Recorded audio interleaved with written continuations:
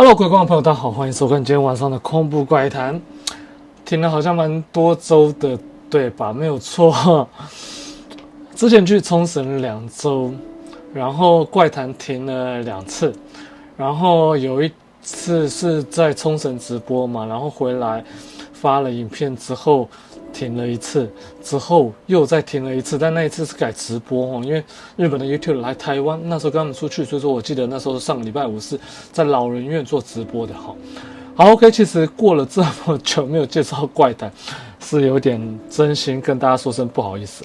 但在开始之前，也希望大家帮我先去订阅一下我的副频道，叫1233 Go 冲绳。那这个 Go 呢是有 Go 的 Go， 或者是英文的 Go， 其实打这样都找得到哈。好，那今天怪谈我要介绍的其实是一个人他在搬家之后所碰到的一个事情。其实我在想你们家有没有一些拜神等等之类的习惯？那或许在我们的印象当中，你假如家里有拜神是保平安的嘛。可是你有没有想过一个问题？这些拜神这些动作之后，你觉得有没有可能会去吸引到周边的好兄弟过来呢？当然了，在我们台湾的文化当中是比较不太可能，但是在欧美国家的话，或许有这样的可能哦。其实仔细想一想，我们的文化基本上我们拜神啊，或者是在念诵佛经，当然我们是拜神，可是有一些好兄弟不是也很爱听，所以说有的时候在庙晚上的周围，不是也说还蛮容易聚阴的嘛？其实有这样的一说啦。那至于这个人他所碰到是什么样的经历呢？我接下来就介绍给大家。我因婚姻关系搬到了拉脱维亚的里加，与丈夫阿列克谢共同生活。我们住进了他已经居住超过5年的公寓。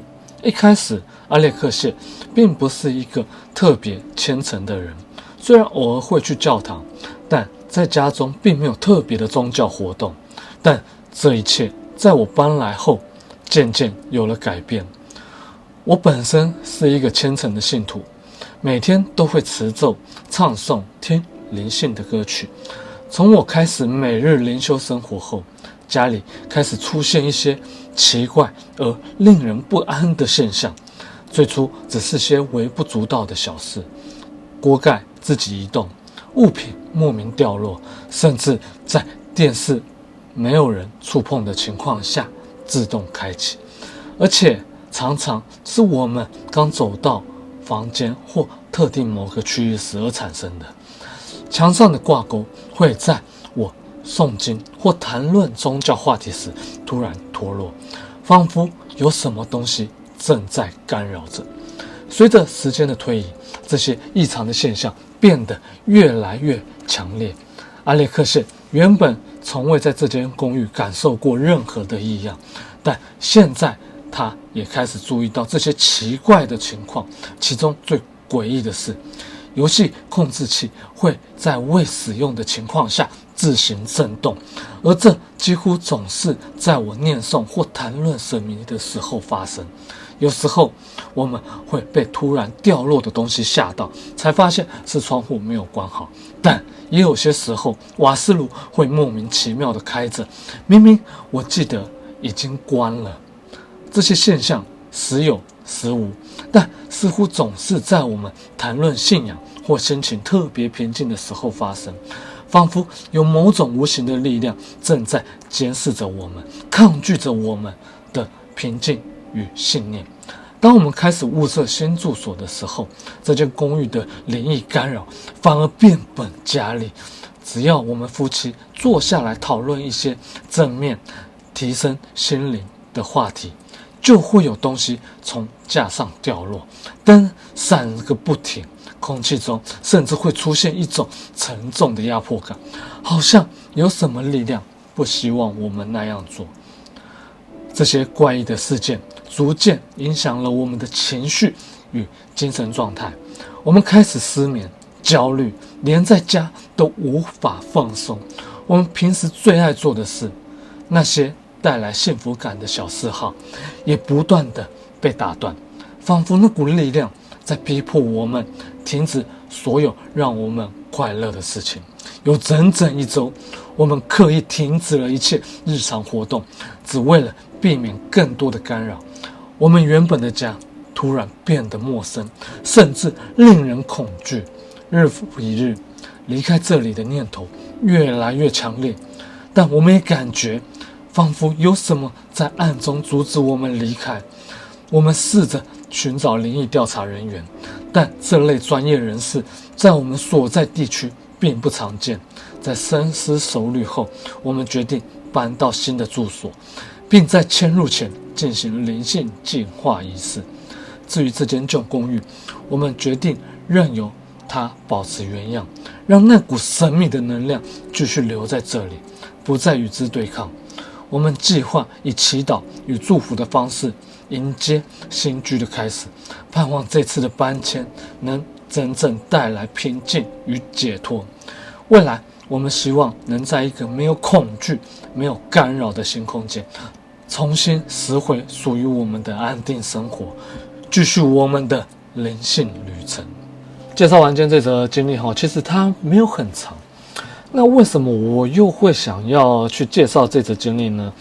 当然，第一是拉脱维亚嘛，其实我还蛮少听过关于拉脱维亚的一个故事。那再来一个点，我觉得非常的有趣。为什么呢？为什么这个人在念诵这些东西，或者在提升自己这些东西的时候，他们的这些好兄弟的反应会变得特别的大？是这些东西不欢迎吗？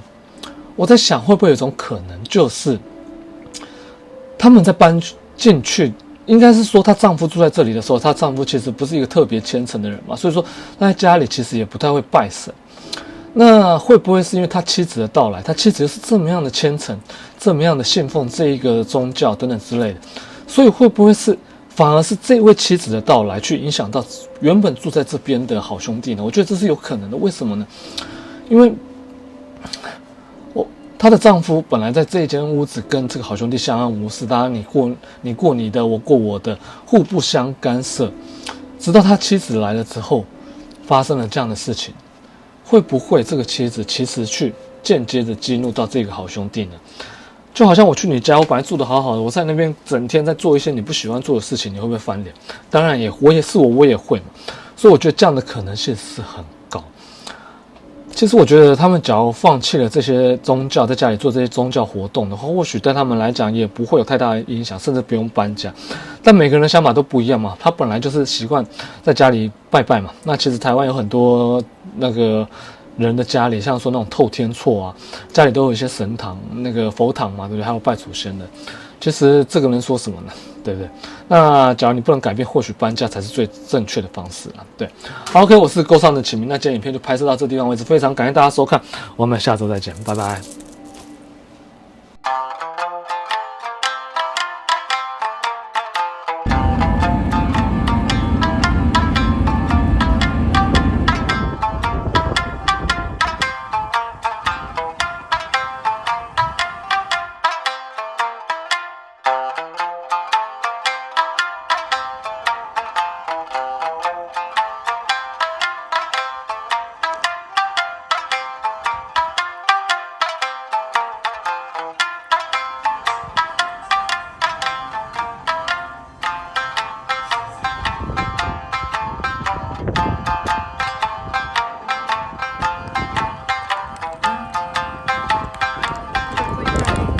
太可惜了。